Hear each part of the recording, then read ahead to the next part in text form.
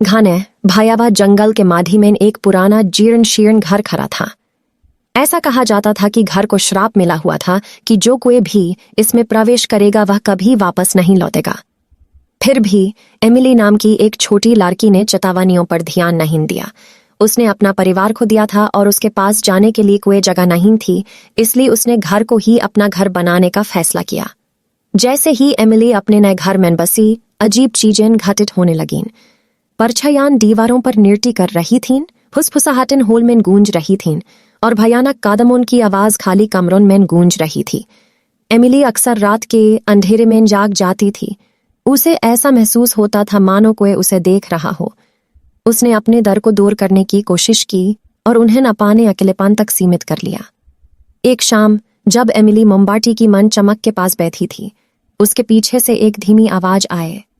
तुम यहाँ क्यों हो? इसने पूछा। एमिली ने इधर उधर घूमकर देखा तो वहां एक छोटी लड़की खड़ी थी। उसकी आंखें खोखली और उदासी से भरी हुए थीं। मैं अब यहीं रहते हूँ, एमिली ने उत्तर दिया। उसका दिल तेजी से धड़कने लगा। छोटी लड़की के होठों पर एक उदासी भरी मुस्कान फैल गई। मैं भी यहीं रहता था, लेकिन मैंने कभी नहीं छोड़ा। एमिली का भ्रम गहरा गया। तुम्हारा मतलब है कि तुम भूत हो? भूतिया लड़की ने सर हिलाया। उसका रूप बुझती हुए मोमबत्ती की तरह तिमतिमा रहा था। ये घर मेरी जल है। मैं तब तक नहीं जा सकता जब तक मुझे मेरा परिवार नहीं मिल जाता। एमिली को सहानुभूति की वेदना महसूस हुए।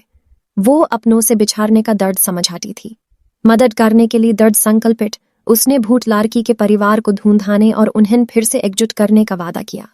साथ में वे केवल चांदनी और आशा की भावना से निर्देशित होकर जंगल के माध्यम से एक भयावह यात्रा पर निकाल पड़े। जैसे जैसे वे जंगल में गहराई तक पहुंचते गए, हवा ठंडी होती गए और फिर अपनी नुकीली शाखाओं को उनकी ओर खींचते हुए दिखाई दिए। एमिली का डर बढ़ गया, लेकिन वह भूत लड़की की लालसा की खातिर दबाव डालती रही। आखिरकार उनकी नजर एक पुरानी जर्जर काब्र पर पड़ी।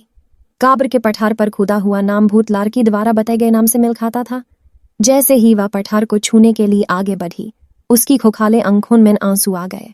उसी समय जंगल में एक ठंडी हवा चली, जिसे एमिली की मोमबत्ती बुझ गई। उन पर अंधेरा छा गया और पैरों से मातमी रोना गूंज उठा। जब हवा शांत हुई तो भूत लड़की चली गई। सच्चाई का एहसास होते ही एमिली के दिल में निराशा छा गई। छोटी लड़की भूत नहीं थी, वो वही थी जो घर में आतंक फैला रही थी। भूतिया लड़की लगातार अपने उत्पतंग के चंगुल से भागने की कोशिश कर रही थी। दूरी में एमिली ने धीमे कदमों की आहट सुनी। उसने पीछे मुड़कर देखा तो घर के पास एक भूतिया लड़की खड़ी थी, जो एक भयानक चमक में नहा रही थी। धन्यवाद, भूत लड़की रात में गायब होने से पहले फुसफुसे। एमिली धीरे धीरे घर वापस चली गए। उसके कदम अपराधबोध से भारी हो गए। जैसे ही वो अंदर आए, उसे अपने पीछे किसी की मौजूदगी का एहसास हुआ।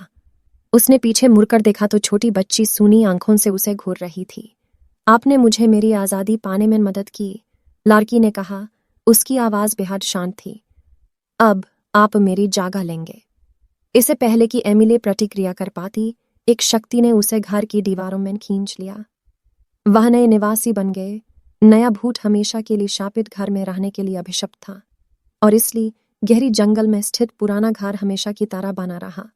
खोए हुए आत्माओं और डरावनी फूसफूसाहटों का स्थान, जिसमें एमिली की अकेली हंसे हॉल में गूंज रही थी, उसके अलौकिक चेहरे पर एक तरही मरही मुस्कान थी।